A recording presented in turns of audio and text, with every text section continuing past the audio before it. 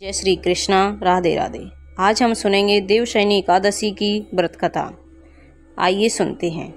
सभी माताओं बहनों भक्तजनों को देवशयनी एकादशी व्रत की हार्दिक हार्दिक शुभकामनाएं।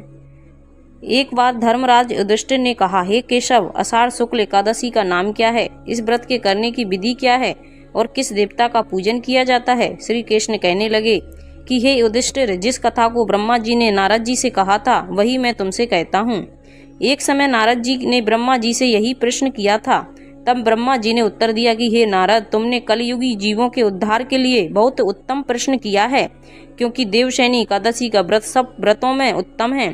इस व्रत से समस्त पाप नष्ट हो जाते हैं और जो मनुष्य इस व्रत को नहीं करते वे नरकगामी हो जाते हैं।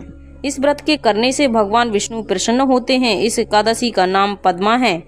अब मैं तुमसे एक पौराणिक कथा कहता हूँ, तुम मन लगाकर सुनो। सूर्यवंश में मानधाता नामक एक चक्रवर्ती राजा हुआ था, जो सत्यवादी और महान प्रतापी था। वह अपनी प्रजा का पुत्र की भांति पालन किया करता था। उसकी प्रजा धन धान्य से भरपूर और सुखी रहती थी। उसके राज्य में कभी अकाल नहीं पड़ता था। एक समय उस राजा के राज्य में 3 वर्ष तक वर्षा नहीं हुई और अकाल पड़ गया। प्रजा अन्न की कमी के कारण अत्यंत दुखी हो गई। अन्न के ना होने से राज्य में यज्ञ आदि भी बंद हो गए। एक दिन प्रजा राजा के पास जाकर कहने लगी, हे राजा, सारी प्रजा त्राही त्राही पुकार रही है, क्योंकि समस्त विश्व की सृष्टि का कारण वर्षा है। वर्षा के अभाव से अकाल पड़ गया है और अकाल से प्रजा मर रही है। इसलिए हे राजन, कोई ऐसा उपाय बताओ जिससे प्रजा का कष्ट दूर हो। राजा मानधाता कहने लगे कि आप लोग ठीक कह रहे हैं। वर्षा से ही अन्न उत्पन्न होता है और आप लोग वर्षा न होने से अत्यंत दुखी हो गए हैं। मैं आप लोगों के दुखों को समझता हूँ। ऐसा कहकर राजा कुछ सेना के साथ वन की तरफ चल दिए। अब अनेक ऋषियों के आश्रम में भ्रमण करते हुए अंत में ब्रह्मा जी के पुत्र अंगिरा ऋषि के आश्रम में पहुंच गए। वहां राजा ने घोड़े से उतरकर अंगिरा ऋषि को प्रणाम किया। मुनि ने राजा को आशीर्वाद देकर कुशल क्षेम के पश्चात उनसे आश्रम में आने का कारण पूछा। राजा ने हाथ जोड़कर विनती भाव से कहा कि हे भगवान, सब प्रकार से धर्म पालन करने पर भी मेरे राज्य में अकाल पड़ गया है। इससे प्रजा अत्यंत दुखी है। राजा के पापों के प्रभाव से ही प्रजा को कष्ट होता है, ऐसा शास्त्रों में कहा गया है। जब मैं धर्म अनुसार राज्य करता हूँ तो मेरे राज्य में अकाल कैसे पड़ गया, इसी संदेह को दूर करने के लिए आया हूँ। कृपया करके मेरे इस संदेह को दूर कीजिए, साथ ही प्रजा के कष्ट को दूर करने का कोई उपाय भी बताइए।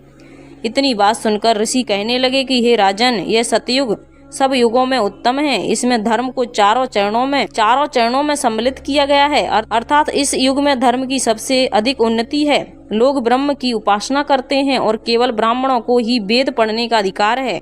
ब्राह्मण ही तपस्या करने का अधिकार रख सकते हैं, परंतु आपके राज्य में एक शूद्र तपस्या कर रहा है। इसी दोष के कारण आपके राज्य में वर्षा नहीं हो रही है। इसलिए यदि आप प्रजा का भला चाहते हैं तो उस शूद्र का वध कर दो।